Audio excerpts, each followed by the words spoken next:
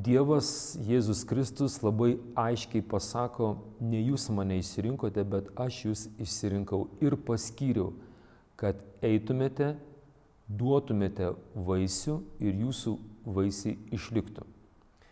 Šiuo sakiniu mes visi, kurie pasirinkom sekti Jėzumi šiuo būdu būnant kunigais, tą dalyką daugiau mažiau visi tikim ir netgi žinom, kad pašaukimas nėra mano nuopelnas, pašaukimas tai nėra kažkoks produktas visuomenės, bažnyčios, parapijos, tai yra pagalbiniai elementai, kurie padėjo man tarsi kaip ta mažam vaikui vaikštynė išmokti vaikščioti tikėjime. Bet pagrindinis autorius arba tas, kaltininkas mūsų kaip kunigų pašaukimui yra pats Dievas. Kaip sako Viešpats, niekas neteina pas mane, jeigu dangiškasis tėvas jo nepakviečia. Viešpats yra pagrindinis autorius mūsų visų kunigų pašaukimo pakvietimo. Pas vienus pašaukimas atėjo taip sklandžiai, natūraliai, ir mano atžvilgiu tai yra vadinami tie ekstremalūs tokie momentai, kai jau Dievas įsiveržia į tavo gyvenime, todėl aš savo pašaukimo negalėčiau kažkokio tai kaip pavyzdys, nes tai yra tokie reti atvejai. Aš nesu girdėjęs, kad būtų daug, bet girdėjau panašių liudijimų. Mano atžvilgiu man nėra kur dingti, kadangi mano pašaukimui man net nebereikia tikėjimo, pas mane jau ateina žinojimas. Bet tuo pačiu tai yra didelė atsakomybė Dievo akivaizdoj, nes kai Dievas tau parodo išskirtinį dėmesį, kaip sakiau, susitikti su juo akis į akį, matyti šviesą, girdėti jo balsą. Čia kai kas girdit sako, tai tau kaip tam Sauliui, kuris ten jojo persekioti krikščionį, nukrito nuo arklio, paskui ten gavo Paulius vardo. Bet ką tai reiškia? Tai reiškia, kad jeigu Dievas tave pakviečia tokiu, netradiciniu būdu, tau dideli reikalavimai yra. Ir kai dabar jums kalbu ir kai ištariu žodį būti kunigu ar ten vienuoliu, kaip Biblija sako, bijau ir visas drebu. Nes vienas iš bažnyčios tėvų yra perspėjęs mumis ir vienuolius, ir kunigus, sako, turi pašaukimą, drebėk ir melskis, nes tu gali prarasti. Neturi pašaukimo, nebijok, melskis ir tu jį gausi. Tai tokia yra matematika. Ir aš galvoju, kad mano broliai, vienuoliai, kunigai, ar taip vienuoliai, taip pat mano kursiniai, su kuriais esame tik irgi tiek nemažai laiko praleidę ir kunigų seminarijai, tie, kurie paliko kunigystę, kurių gyvenimai pasisuko kitaip, tai suprantu, kad kažkas atsitiko jų gyvenimuose ar dėl tikėjimo aplinkybės. Ir mano kvietimas būtų visiems, kurie tikintieji, nevertinti, nenuteisti kunigo, kuris pasirinko galbūt po kiek laiko šeimą, o galbūt nupuolė, gal kažkokia tai priklausomybė atsirado, nes su kunigais asmeniškai kalbasi pats Dievas, akis į akį. Dar ką irgi norėčiau pasakyti, kad irgi tikintieji būtų labai atsargus apkalbėdami kunigus, netgi mes, kurie dvasiški esam, gink Dieve neapkalbinėti Dievo pateptųjų. Nes juos visus tie, kurie kaltina kunigus, apkalbinėja, kaip nors ar galbūt pašiepia, jiems bus teismas labai labai griežtas, nes yra pateptieji.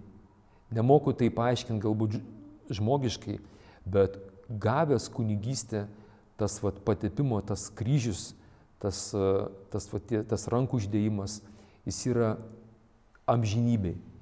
Net jeigu neduok Dieve, net jeigu kažkoks, jeigu kunigas atsidurtų pragare, jis ir pragare bus kunigas, jie visi atpažins. Taip pat mes gaunam dvasinį rangą.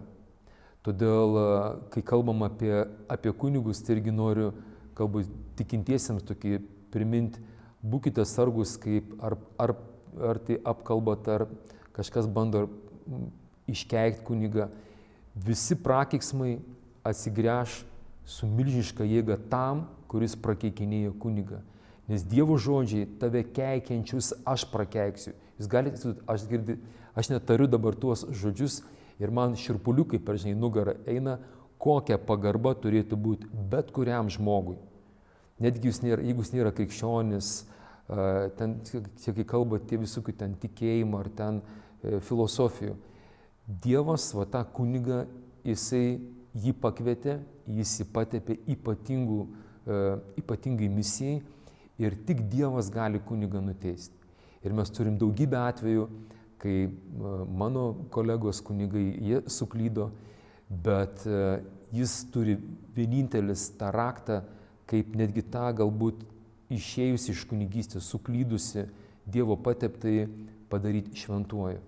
Ir viena iš tokių istorijų, kas stebite istoriją, tai yra Meksikos įvykiai po pirmo pasaulinio karo, kai buvo persekiojama bažnyčia. Ten irgi buvo vienas atvejis, kai kunigas, kuris ten ar turėjo moterį, buvo suspenduotas, atleistas, buvo vienintelis kunigas regione. Ir kai buvo išžudyti visi kunigai, šis kunigas, jam kada pranešė, kad serga ligonis, jau ten draugai netgi sako, klausyk, čia gali būti provokacija.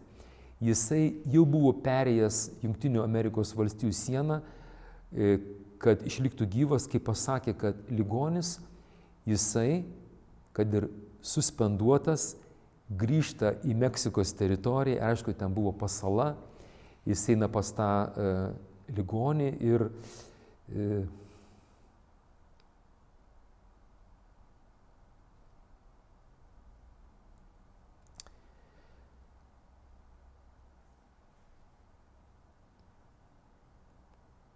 aš galvoju, kad jisai atlikdamas tą kunigo pareigą, jisai parodo, kad visiškai nepriklausomai kokio tu gyvenai nuodėmėjai, bet ta kunigystė, kad atrodo apvelta ten, žinot, nuodėmės, vis tik jinai sako, auksas žiba pelenuose. Ir tai jisai žuvo, jisai buvo nukankintas ir aš manau, jisai šiuo metu yra papildęs kunigų, kankinių, šventųjų sąrašus. O tokia istorija, tokia gaida ir kažkaip